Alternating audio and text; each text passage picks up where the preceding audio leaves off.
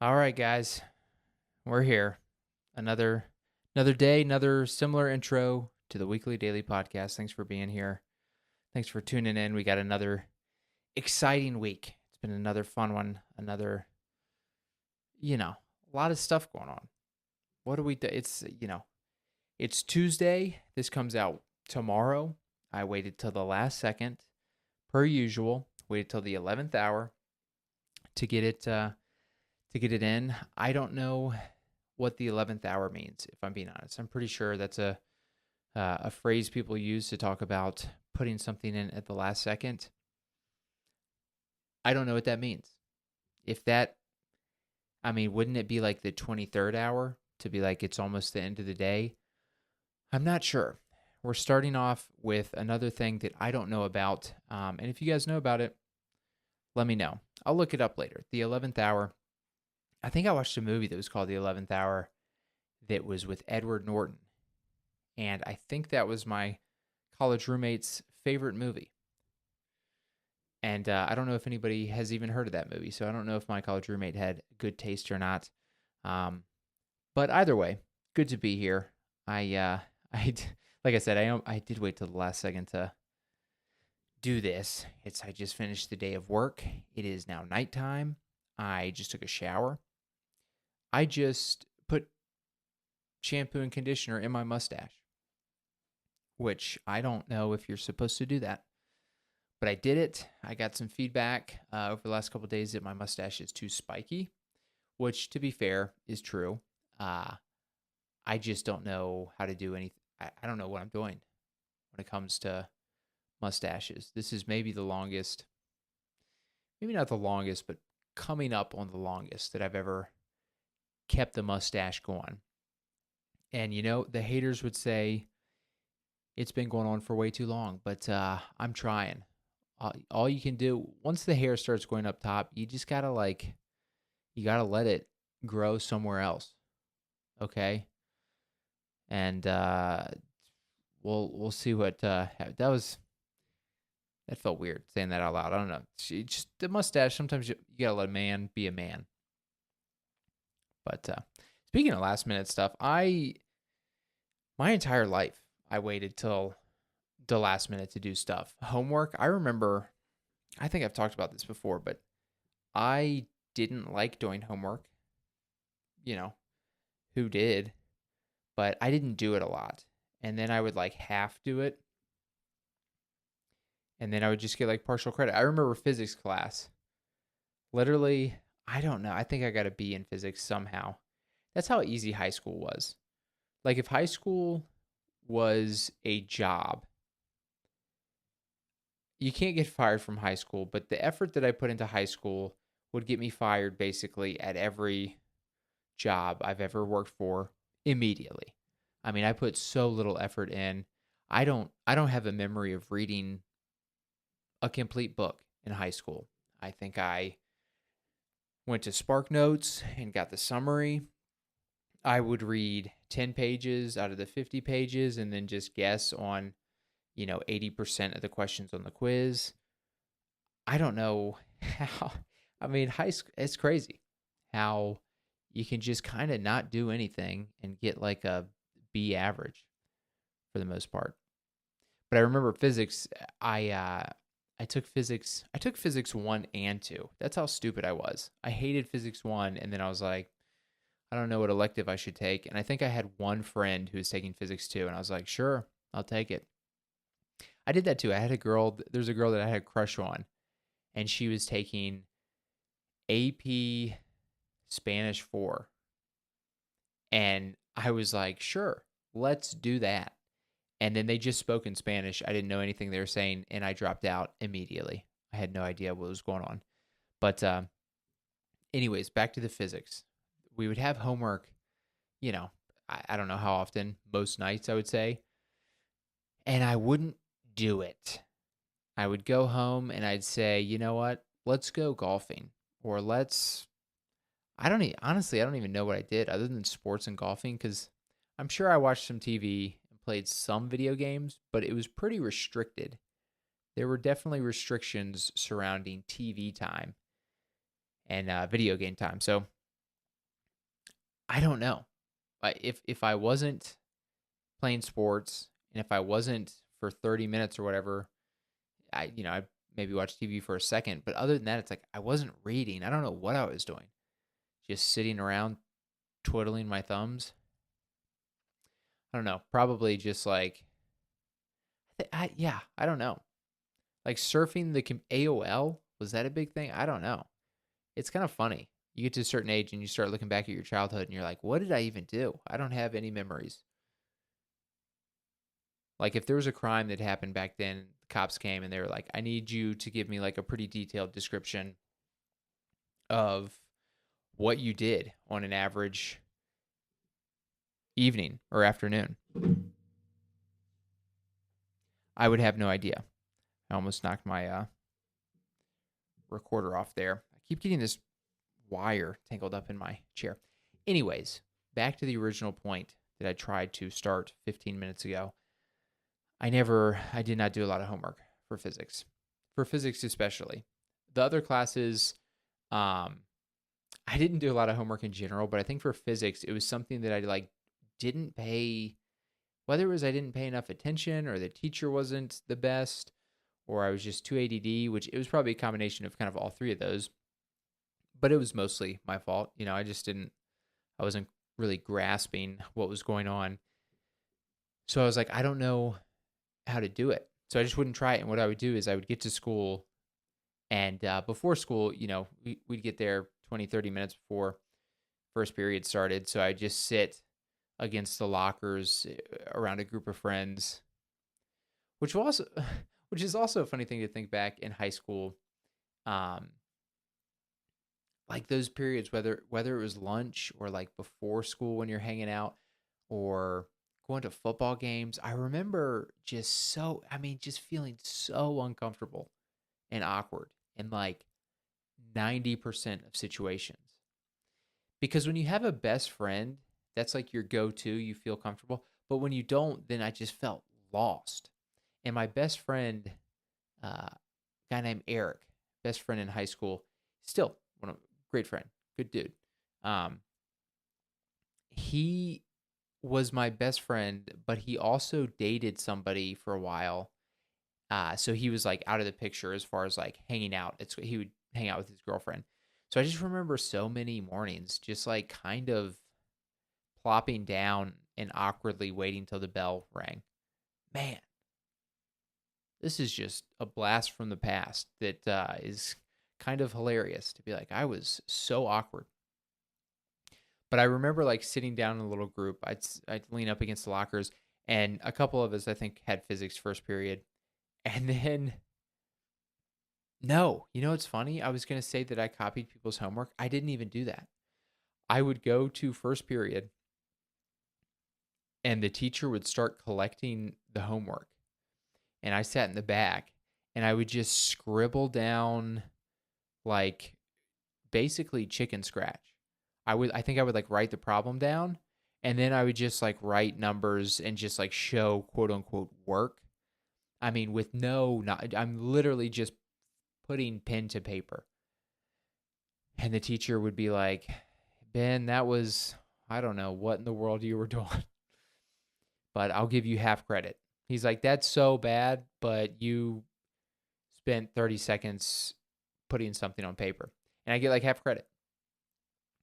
And I'll tell you what, do not remember much from that class. Our teacher, I remember a couple things about him. Mr. Richardson, he was an odd duck. He, I think, had very long fingernails, and the rumors everybody spread was that he liked to do drugs.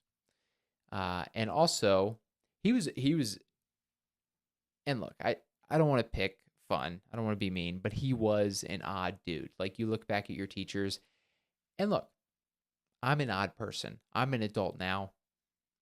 I'm sure kids, if I was teaching, would be like, yeah, he's a little silly. He's a little much. He's a little weird. But this guy he was an odd one. And I remember he didn't give out much of his personal life, which, not a lot of teachers do, but he didn't give out really any at all. And then for some reason, he gave out some information, some personal information, I assume, because he was like really excited, and it slipped out right before Christmas break. One at like the end of the semester. I think it was my junior year. And he told the whole class, I think one of the students was like, "What are you doing over Christmas break?" And he told the whole class he was flying to like Croatia or some Eastern European country where he had been dating, quote unquote, dating a lady from this country. I think it was Croatia. And he had met her online. Like this, he was going to be flying out there, and it was going to be the first time they ever met in person. And this was 2004 or 5. So this was like before online dating was really a thing. This was like hearing somebody that met somebody online and was going to fly across the world to meet them was like, whoa, that's interesting. And so he tells us that, and then obviously immediately we get back from Christmas break, and every student's like, "How'd it go? How was it?"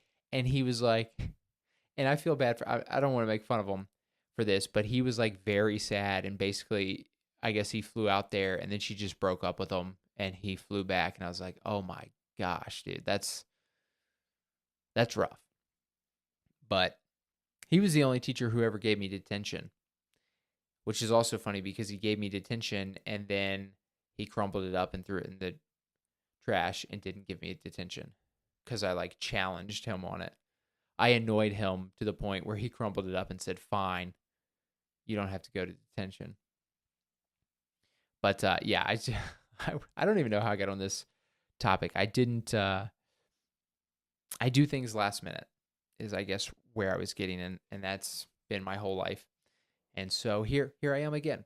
I've been decently on schedule with this. Part of me was like, you know what, you should just skip. Just skip this week. It's okay to skip every once in a while, but I didn't want to. Okay, for two reasons. One, because my loyal 2 dozen listeners, which I appreciate very much, I wanted to get something out. But also, two, I was like, if I don't do it this week, then that might start like me making excuses moving forward, being like, well, one week skipping turns into 2 weeks, turns into 3 weeks. So here we are. We're doing it. We're just out of a shower. I'm kind of sweating under the lights here. Which, by the way, if you're watching the video, I wonder how I feel like the mustache looks so much better under the the lights than it does in real life. Which is also funny because I've been getting some decent compliments on it, which is surprising. And then last night I went out to an open mic, and I think about 2 or 3 people, the only people that mentioned my mustache, they were all like, "Yeah, dude, that's whack." They were not fans of it. One guy, he told me, and I quote, "I liked you better with long hair and no mustache," because I'm growing a mustache and have short hair now. And I was like, "Wow, that's brutally honest of you. Thank you for sharing that with me." And it was even funnier too because it was like, I mean, he's another comic, but it's not like a super close friend. So it's kind of just somebody just being like, "Hey, I don't like the way you look right now," but not like a close enough friend to be like, "Hey, man, I'm roasting you." It was just kind of like an honest feedback thing, which is very funny. But I did get a haircut. I don't know if you guys can notice. I think I'm all in on the self haircuts now. I've talked about it in the past. I've I've yeah, I've talked about it, and I think I'm all in. And let me give you a little update here. So I faded the hair this time, which looks so easy when you're watching YouTube videos. Even people who are doing it themselves, it's like, man, it just looks so easy. And I have the kit to do it, and it actually turned out pretty good. But it is tough. It's tough to have that mirror and to like your hand just looking in the mirror and trying to do the motions. Everything's backwards, and right up is down and down is up, and it's tough. But here's what I did. So I feel like it turned out all right this time. But to take it to the next level, I bought a I think it's called like a haircut liner or a hair liner or something. It's basically like a large band that goes just around your head to basically give you a symmetrical line to be able to do the fade. And I think it might be a game changer. I think I might start charging myself to cut my own hair. I think that's how good it's about to be. I'm going to cut my hair and then I'm going to give myself $20 and say, job well done, Ben. That's looking good. We'll find out. Who knows? Maybe in a month, I'm going to come on this pod and just have zero hair on my head and say, you know what? I failed. I was wrong. I am not good at haircuts. That liner did not help. But I think it will. And so I'm looking forward to that. But man, I've had a headache. I've had a headache pretty much all day, which has been a bummer. Not a big fan of head. I think part of it is because I've been eating not great the last week. I've been on a real pancake tear. You ever go on a pancake binge or just something like that? I'll do that occasionally with like chips, which I don't feel as bad. Because chips, you can like get a bag or two and burn through those and be like, I ate a lot of chips. But with pancake, I'm always buying the pancake mix that makes like 50 pancakes. So I'll make, a bunch, eat them all, and then it's like I still have 40 pancakes worth of batter left. And just my mentality, I can't ever throw anything away. I'm like, I just have to finish it all right now. But I got it in my head that, and I'll do this once every 2 years probably, but I'll go just psychotic on some pancakes. And what happened is I was walking through Whole Foods and I just like happened to see the batter. And again, I'm on a super strict diet. And so the pancake mix, it's like sugar free, it's gluten free, it's just like a flour mixture. And so it's not sweet on its own, but I'll throw blueberries in there. And then I will put honey and grass fed butter over it. So it's like, obviously the honey is sweet and has like natural sugars in it. So it's still sweet and delicious, but it's not like artificial sugar, I guess. So it technically fits within like my diet, but also the amount of honey that I consumed over the last 4 days, pretty aggressive, pretty unacceptable, honestly, if I think about it. I had if I had to count in a span of about 4 days, I think I had over 30 pancakes. And I made an Instagram story about it. People were asking like, how big were the pancakes? I don't even. They were pretty big. They're not like little silver dollar tiny ones, but they're not. I think the ones at like IHOP or whatever, the buttermilk ones are like, what is this? Like the size of my face.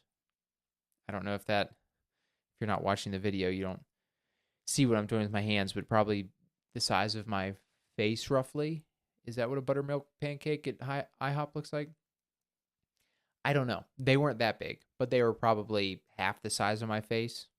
That's a terrible measurement. They're probably like the size uh of a I don't even know. What's like a medium sized circular object that I can even say? I don't know. They were regular sized pancakes and I ate a lot of them. And that's all I'm trying to say.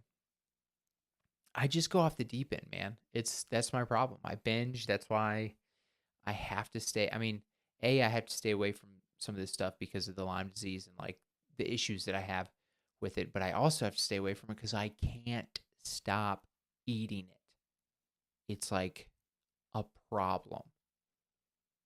And I don't know what's wrong with me other than the fact that my taste buds love it, but I can't control myself. I just can't. I mean, it's funny. Before I sat down here, I was trying to think about like the biggest binges of my life. And I mean, I've binged a lot, but I don't have anything that really comes to memory other than just in general. uh, binging on some of these sugary treats or anything carb related.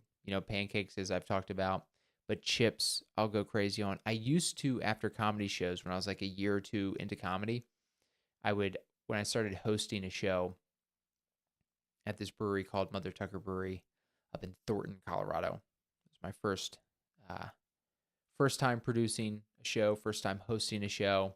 It was honestly, I mean, it was a very fun show, and honestly, something that very much has was the beginning of assisting me to get to where I'm at today, I would say.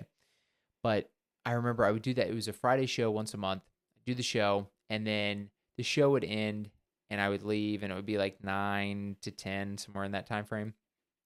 And I would stop at Little Caesars Pizza, and I think I've talked about this before. So sorry if you've already heard this, but I'd get a hot and ready cheese pizza, sometimes pepperoni if I was feeling a little feisty, and then I would get, the crazy bread I used to get, and is very good. But I made the mistake. I thought the crazy bread was called cheese bread. And so I got that one time, and that's a different thing. That's basically just like pizza sticks that don't have sauce. It's just like cheese on bread. You get it, cheese bread. And I got that one time, and that was delicious. And so I just started getting the habit of getting a hot and ready cheese pizza, cheese bread, and then a massive, I mean, I don't even know what quantity. It's like 4 massive brownies that are attached to each other. It's like a foot long brownie. And it was like a cookie dough brownie thing. And boy, was it, I mean, it's funny because I loved it. Is it the best pizza and best food? No, it's not at all. But for some reason, it just filled a void that my little carb hungry belly wanted or needed. Because, I mean, Little Caesars is like the cheapest of the cheap. And it was weird too, because a lot of gluten stuff, which that's obviously very heavily covered in gluten, but it wouldn't hurt my stomach like a lot of like other types of pizzas and stuff would. So I would eat that. I mean, I don't know that it made me feel well, but I remember eating that, and then I would run Saturday morning, and I felt like, oh, I'm carved up. I'm ready to go. I wouldn't feel like sluggish, which was interesting. I don't know. Maybe one day I'll bring back the Little Caesars and experiment. See if I still feel okay after eating a full pizza, cheese bread, and a brownie. But yeah, I used to do that. I used to. I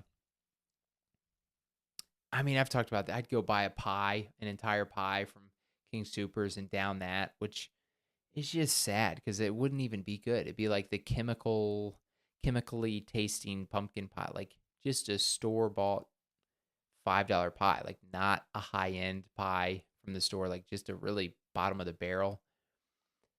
And I eat that. I do that with ice cream, Ben and Jerry's, just as much as I can fit in my face. Donuts, donuts and bagels. I was talking to a comic buddy the other day. I guess one of his memories that he brings up quite a bit of me is early on when we had met years ago. I don't know if he was with me or if I had mentioned in conversation that I, ate like 3 or 4 bagels before going out to an open mic or show or whatever the case is. And he was like blown away by that. And I was like, dude, I will. Which, to be fair, most of the time it was like I'd go for an 8 mile run, and then I would, this would be like a big breakfast with bagels and cream cheese.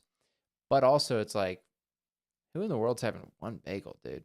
If I'm going in, I mean, I'll go 3, 4, 5, 6. I'll eat a whole thing of bagels. They're so good. And I have a problem, okay? I wonder if is that a thing? I know food addiction obviously is a thing, but if people go to like to an addict program and there's just like carbs ruin my life. I can't stop, and I need help. I need to be part of this program. Something's wrong with my brain. As much as I've eaten though, and had those binge things, I was trying to think of like food challenges I've done in the past, which I haven't really done many. I've done a couple. I did a few in college. I remember they were just failed attempts. Did a almost knocked the light over. I did a couple with roommates. I remember one of them. The first one, I think it was like I don't know how we even got on this topic, but we're like, let's do some food challenges. And the food challenge that my roommate uh, thought of or saw, I don't know how he ran across it, but it was like 4 pounds of French fries. So we each bought 4 pounds of French fries. And I remember, I think I might have gone first. And I remember I had eaten pretty recently, so I wasn't even really hungry, but I was like, sure, let's try to eat the most amount of fries I've ever seen in my life right after I had a meal. So, that's like, strike one. But strike two was the fact that we were like impatient with cooking them. And also, part of cooking fries when they're like frozen is um, dispersing them, spreading them out to where they're, able to get heat from all angles. But we just piled up like 4 piles of fries into this pile on a pan. So we pulled them out, and like some of them were warm, some of them are still cold. Basically, all of them are still like soggy, so the texture is like terrible. And we're like, yeah, let's try to start eating them now. So they were just not appetizing at all. And I mean, I don't even know if I ate a pound. I think I tapped out pretty quick, but I do remember my roommate really giving it a go, really trying to make it happen. And he didn't complete it. I think he might have eaten like 3/4, like maybe 3 out of the 4 pounds. But the memory I have from that is him. He gorged. He stuffed himself to the point of throwing up. But he went to his bathroom, and I remember instead of throwing up into the toilet, for some reason he just threw up into the bathtub. I don't know why. It's not like it was an emergency thing where he like ran back there and just accidentally threw up in the bathtub. He like was like keeled over into the bathtub and just like kept throwing up there. And fortunately, that wasn't my bathroom. That wasn't I shared a bathroom with my other roommate. But I was like, this is the weirdest strategy I've ever seen. Like, who wants to like throw up, feel terrible, and be like, I need to do some cleaning in about 10 minutes so the other roommate doesn't have to shower in my French fry puke. That was an interesting thing we did. And then we also did, after that, we tried to do the milk gallon, the gallon of milk chug challenge, whatever. I feel like I don't know if that's an official thing, but I've seen a lot of people try to do it. It's supposed to be like impossible to have a gallon of milk because the amount of dairy and your stomach can't handle it. And I remember trying that, and I think I drank about half a gallon of milk. And I remember going into it thinking, I'll just drink until I throw up. Like, it's not a big deal. Just drink until you throw up. And the discomfort that I felt, like the sickness, it wasn't like, you see a lot of people try it and they just like volcano, just like spew vomit. It just like shoots out. It's like, it looks animated. And it doesn't look, it feels like, I feel like the videos I was watching then, people were like laughing. They didn't look uncomfortable. Dude, I felt terrible. I felt awful. So I think I got like half of it down. And then I think I was like struggling to even throw up to like get relief. And that was a whole nightmare. And I think I just retired I was like, I'll just eat a bunch of stuff for the love of the game, but I don't need to like do it just to do it. Which also, like, if you're going to be a glutton, milk is not what I'm looking for. Also, soggy, half cold fries, not appetizing either. I bet I could go. Maybe one day I'll do just a pod where I'm just like, how many of this thing can I eat, and then just have a pod where two people watch me eat a bunch of bagels or whatever. That I don't know. Have you guys ever done any food challenges? Let me know in the comments if you guys have done any that you've done or any recommendations. Would be curious to hear. I know there's some hot challenges out there that seem pretty interesting. That the one chip challenge, which is like I can't remember the company name, but basically just a brand where you get like one chip and it's super hot and you know, try to eat it and not drink water for a minute or whatever, which seems like a cool, fun challenge. But I have looked up the chips on online, and I think it's like basically one chip is like $50. It's kind of like an insane price where you're like, well, I don't know if the challenge is that important to me. But they really tapped into like a social media thing where basically the whole thing is like, hey, you get the chip and then you film yourself eating it and then you post it and then like other people are like, oh, I want to do that too. So they did really capitalize on the social media viral kind of side of things.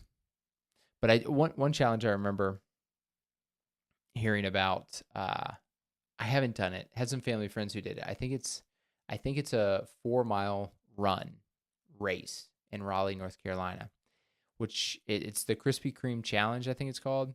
And I'm pretty sure, I could be wrong, but I'm pretty sure the race happens there because either the first Krispy Kreme or the corporate office or something like that, I think is based out of Raleigh.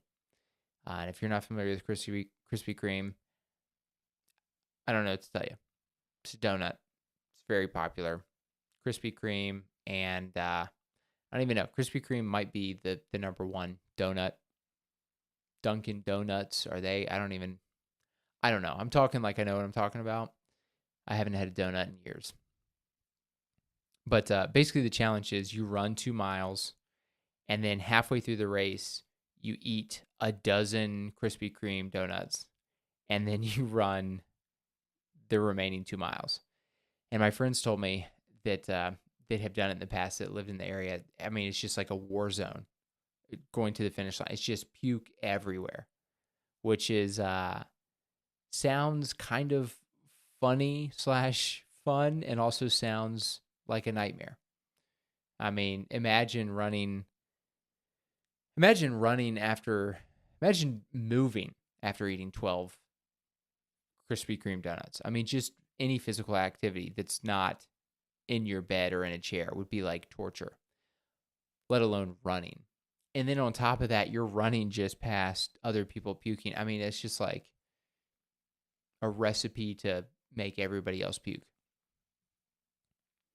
But anyways, there's the random rants up top. I'll get into some of what's going on show-wise. I've had a fun week of shows. Did a couple open mics last week, which is good. I think I've talked about it. Wednesday is now, there's a bunch of mics, which one moved to Monday, from Wednesday to Monday. So I think there were 5. Now there's like 4 mics. And the 4th one is like downtown area, which I probably won't go to, but hitting 3 mics on Wednesday is very, very doable. So that's awesome to have a bunch of mics that you can do in kind of a short time, like probably in the span of 3 hours, roughly, you can hit 3 mics, which is great. Because honestly, if you're not familiar with comedy and open mic stuff and how that works, you might go, that doesn't sound that short. But let me tell you what, for a lot of open mics that I used to go to, up until pretty recently, I would sit around and wait for 3 hours to do one mic. I'd go up, do 3 minutes. Be like, I just waited for 3 hours to go up in front of maybe 0 people. So it's nice to get a couple in not a super long time. But I was trying to work out some stuff, working on some random jokes that I've probably talked about in the past, being locked in a bathroom. Got a couple other kind of like random bits and pieces. But the shows this week were all very fun. I did, like I said, some mics during the week, and then Thursday, Friday, Saturday, I had shows. Thursday was a show at Coal Mine Ave Brewing in Littleton. It's a rotating tap show, which is like the production company that puts on the show. And I myself and like three other people host a bunch. Like rotating tap has shows kind of all throughout Denver and the suburbs and greater Denver metro area. And so there's like four of us that host a bunch of those shows and divvy them up. And not rotating tap, Coal Mine Ave, the brewery that this specific show is at. It happens. It used to happen every month. Now it's every 3 months on a Thursday, and it's kind of a weird brewery. I've talked about it before. It's usually a tough show. It's some people there, some people are paying attention, some aren't. It's a different kind of weird layout of the brewery itself, where like the brewing section with the barrels and whatever equipment is like literally in the middle. It's like it's just right in the middle of the brewery. So you're kind of on the outside of that, looking to the left and right. All that said, this show is awesome. This was the best show I've done. I've probably done, I don't know, maybe 8+ shows there. This was by far the best. It was a full crowd. They were all there for comedy. They were all having a good time. So that was awesome. I was excited that it was good. Gave me hope in that show again. Which, by the way, I've said it before, whether it's good or bad, it's a good show to have on the calendar to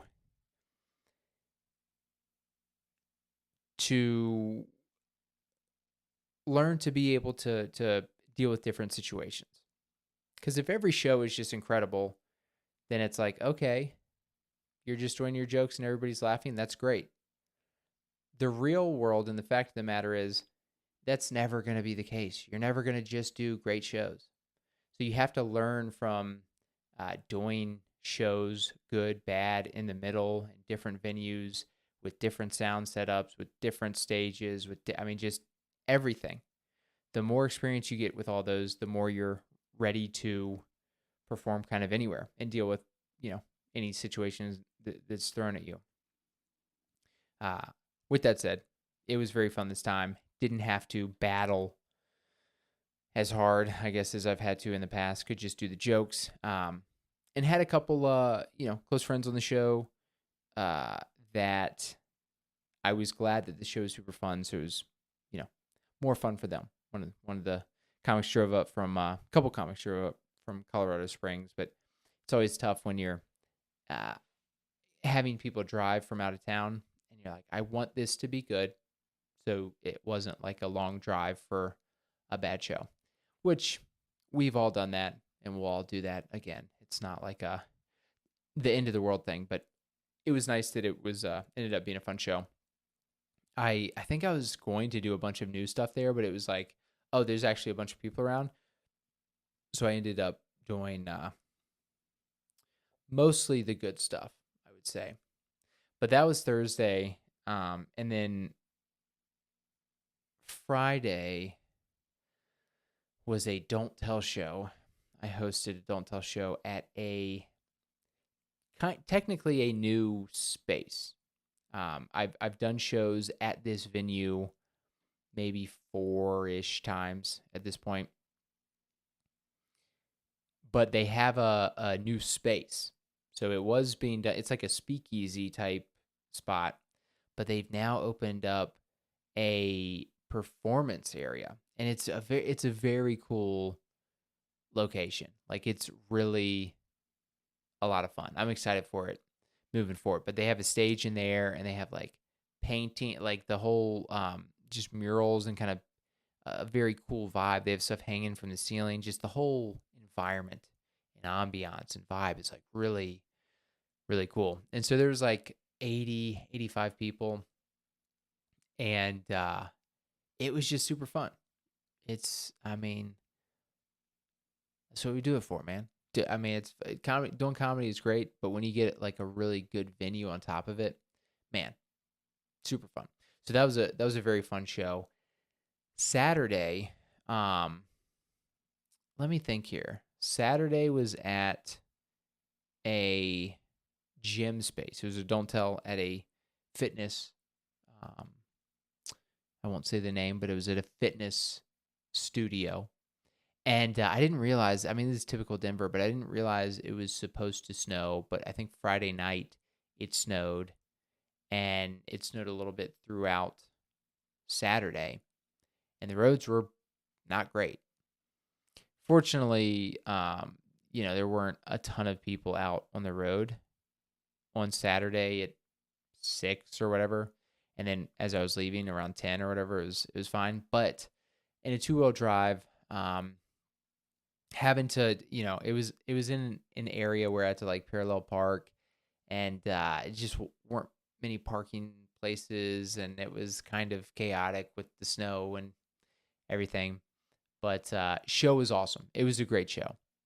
It was about 80 people, maybe 75 in this space, and it was like a perfect setup. It was kind of like a long, narrow space. Some of these spaces are kind of real wide, or they can be unique, cool spaces, but maybe a little bit odd in with a couple factors to make it like, okay, well, there's a lot of open air on the left and right, and maybe really high ceilings or this and that. This was like, okay, lower ceilings, very narrow, not very narrow, but basically did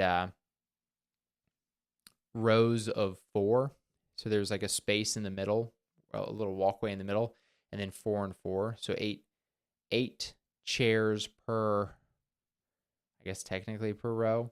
There's technically 2 rows of 4 with that space in the middle, but each section, 8 chairs, and then went back like 10 rows, columns. I don't know. I'm explaining. Rows and columns always, you get it. There's basically 8 side by side with the space in the middle, and then 10 rows of that.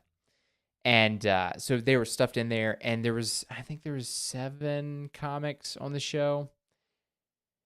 And dude, every comic ripped. It was great. It was super fun. It's nice when the show starts off hot and then just stays hot the entire time. Like there weren't really any lulls. And a lot of times when crowds start out really hot, they cool off at a certain point. Like I think I was talking about it the other week where I had a host set for Don't Tell show at like a fitness place. And I mean, it was bananas how hot they were. I mean, it's crazy. I did like 15 minutes up top, and it was insane. And then I think they were, probably had been drinking a little bit. I mean, they were ready to have fun right away. And then they were still good at the end, but they got a little tired at the end. And so that's very common, like to maintain the equal energy where everybody's laughing and having a great time for 75 to 80 minutes is kind of rare. I mean, most of these Don't Tell shows are incredible. They're great. But again, to just have everybody be like, we're fully on board for every comic for 80 minutes, that's fun. That's dope. It's always fun to be a part of shows like that where just everybody rips. And I'm trying to think, was it that show? Didn't get any followers. Don't Tell, they'll send out an email the next day to the audience members with the performers' Instagram handles. And as the host, a lot of people, it's fine. I'm not worried about it because the host, a lot of times people are like, do you do comedy too? And you're like, I mean, I try. Most people were laughing for 10 minutes while I was speaking up there, but yeah, I guess those weren't jokes. But I get it. I go up, I'm checking people in. I do the rules and everything. So a lot of people will view the host not really the same as the comics doing spots. So with that said, a lot of times I don't know about the others. I imagine the others are getting maybe a couple Instagram followers, but I'll get some here and there. But they also send out the Venmo, and I did get a $5 Venmo on Friday after that show, which is even more rare than getting followers. I'll get followers occasionally here and there, 1 or 2 after shows, but getting a Venmo, even if it's just $5, even if it's a couple bucks, pretty big deal. Don't usually get those. But yeah, this week I've got some fun stuff coming up. That was Friday, Saturday. I was going to play pickleball on Saturday, but again, it snowed during the day. It was a little sketchy with the roads. ended up bailing, which is a bummer because I wanted to play. I would like to play some more pickleball, get a little bit more involved in activities. I've got is it volleyball? Got a volleyball season starting, intramural type thing that similar to what I was doing a few months ago, but it will be indoor, and I'm going to be starting that here in a couple weeks. So looking forward to that. Should be fun. I got some fun stuff on the horizon tomorrow, the day that this comes out, Wednesday. I'm hosting a rotating tap show at Shanahan's Distillery. I've done that a couple times. That show's been sold out most times. It's a very fun show. Looking forward to that. Got the Denver Comedy Lounge doing spots there this weekend, Friday and Saturday. Looking forward to that. And then, yeah, rolling into February. Got a busy schedule. Bunch of don't tells, rotating tap, at least one, maybe multiple. I got at least two, actually, on the schedule. And just a bunch of fun stuff. I keep saying that I'll update it on Linktree, and I'll be honest with you guys, I haven't been doing that. So apologies on that end for not doing that, but I will try to update that. And I'm just trying to keep working at it, trying to advance little by little to make this a full-time job, make it a career. I'm slowly but surely going through The Fall of Hyperion, the book. And I think I said it last week. It's a good book. I enjoy it, and I want to keep reading it. But I'm doing like 5 or 10 pages at a time, like every other day. So it's a very slow. It's weird how some books you just like read through it, and other books, it's like, yeah, I can't wrap my head around this. I can't get into it, which usually it's because you don't like mesh well with the author's writing style or the content. But it's weird to read something where you're like, I like the way the author writes. I enjoy this content, but I'm still also reading this very slowly.